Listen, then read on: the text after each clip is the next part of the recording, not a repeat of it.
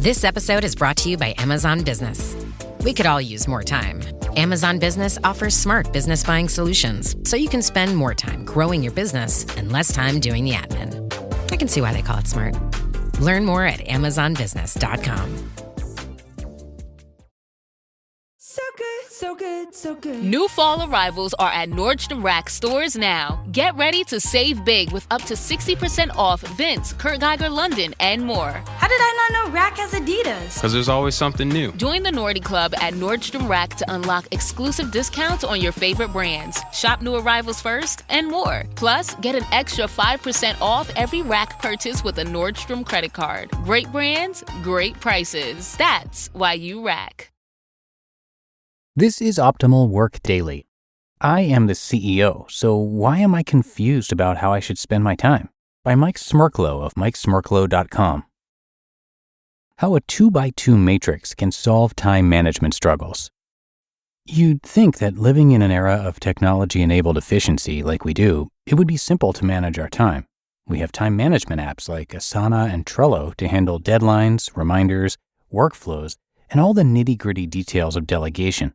But most of these solutions are focused on efficiency, doing things right, and not on effectiveness, doing the right things. As an entrepreneur, this problem is multiplied exponentially. How and where you spend your time is more valuable than anything you have in your control. Before you ever get to automated workflows and collaborative calendars, you first need to figure out the basics of delegation. I struggled with this topic as a young entrepreneur and tried every trick imaginable. I found myself wasting hours on tasks someone else could do better, perhaps because I enjoyed doing them. Other tasks I mindlessly handed over to others in the spirit of delegation, even though I was uniquely qualified to complete that task myself. Unless you're acting as a sole proprietor, the challenge of balancing time management, capital utilization, and strategic priorities is a never-ending tug of war. And as your business starts to grow and scale, this tug of war becomes increasingly complex. You are faced with countless things to do with limited capital, time, and team members.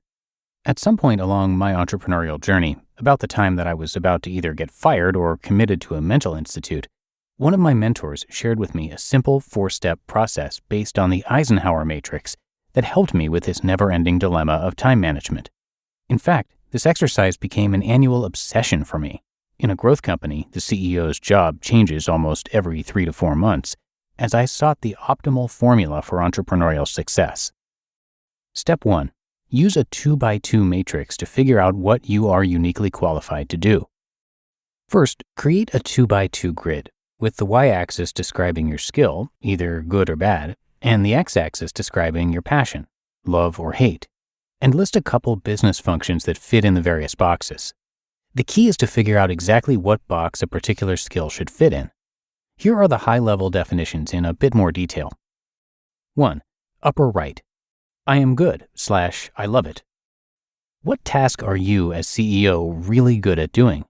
Not the things you think you are good at, but rather things that you have verifiable proof that you are uniquely qualified to complete. The key here is not only to determine what you are good at, but to assess how much you enjoy this part of your job. 2. Upper left.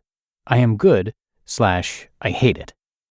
What are the tasks that you are actually quite accomplished at, naturally or from prior training, but bring you no pleasure? For example, I started my career as a CPA, so I was actually very good at the financial part of the business, but I dreaded the annual budgeting process. The key here is to feel okay with this box too. No one loves every aspect of the job, not even the CEO. 3. Lower right. I suck / I love it. This is a pretty dangerous quadrant and one that is likely the hardest to have an accurate read.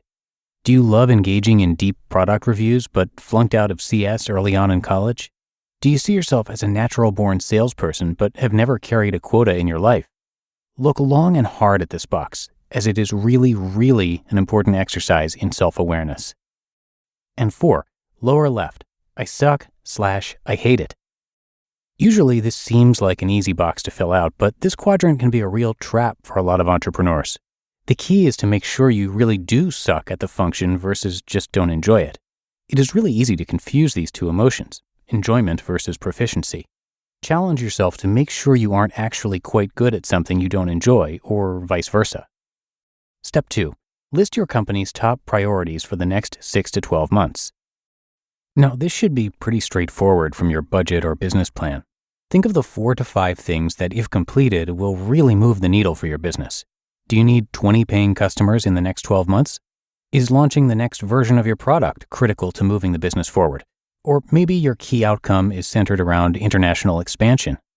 As a guide, these should be tied to key metrics that you have shared with your board or that you have decided are critical for your next round of funding. Basically, your goal here is to list the 4 to 5 things that are really make it or break it for your business in the next 12 months. Step 3. Compare your grid with your top priorities. Next, take a quick look at your grid. Take special note of how many of the top priorities for the business fall into the upper right quadrant of your grid. By reviewing this grid against your top priorities, you can quickly determine where the gaps are and make decisions as to what you will focus on personally. You can also see where some big gaps might be, and these should be your immediate focus as it relates to your team.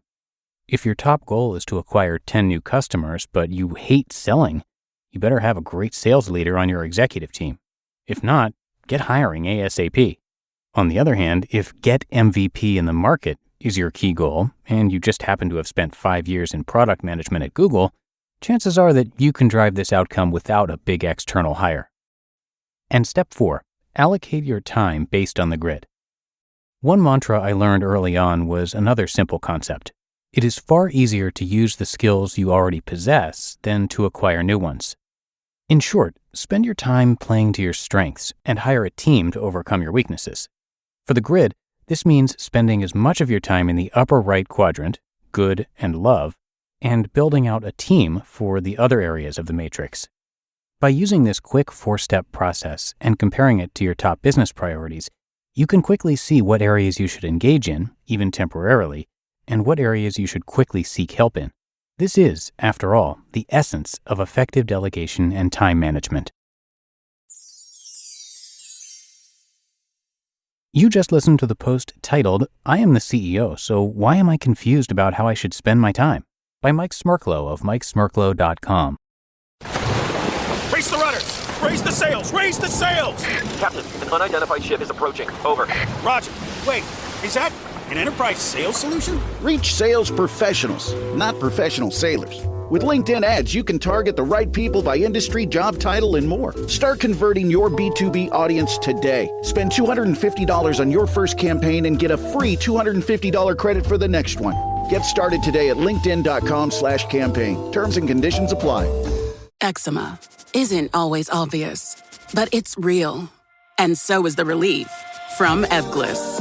After an initial dosing phase, about 4 in 10 people taking Ebglyss achieved itch relief and clear or almost clear skin at 16 weeks. And most of those people maintain skin that's still more clear at 1 year with monthly dosing. Ebglyss, lebrikizumab LBKZ, a 250 milligram per 2 milliliter injection, is a prescription medicine used to treat adults and children 12 years of age and older who weigh at least 88 pounds or 40 kilograms with moderate to severe eczema, also called atopic dermatitis, that is not well controlled with prescription therapies used on the skin or topicals, or who cannot use topical therapies. Ebglyss can be used with or without topical corticosteroids. Don't use if you're allergic to Ebglyss. Allergic reactions can occur that can be severe. Eye problems can occur. Tell your doctor if you have new or worsening eye problems. You should not receive a live vaccine when treated with Ebglyss. Before starting Ebglyss, tell your doctor if you have a parasitic infection. Searching for real relief? Ask your doctor about Ebglyss and visit ebglyss.lilly.com or call 1-800-LILY-RX or 1-800-545-5979. And thank you to Mike. He is the author of the book Mr. Monkey and Me. That is a real talk guide to cultivating a mindset to support greatness in entrepreneurs. And I actually narrated an excerpt from that book back in episode 88 of this podcast, so you can check that out if you missed it. Mike is an experienced entrepreneur, investor, and business leader driven by the desire to turn ideas into reality. Having bought and scaled a small business into a publicly traded company worth nearly $1 billion in value, he's got a deep understanding of the hard work, dedication, and grit that truly powers successful entrepreneurship. Today, as the co-founder and managing director of Next Coast Ventures, Mike is a champion for a new generation of entrepreneurs building disruptive companies in big markets. So he is a great author for this show, a really perfect fit, and you can come by his site to check out his work. That's MikeSmerklo.com, and Smerklo is spelled Smerklo. And as usual, I do have that linked in this episode's description. Okay, that's going to do it for today. I appreciate you being here each and every day with me and listening all the way through. And I'll be right back here tomorrow where your optimal life awaits.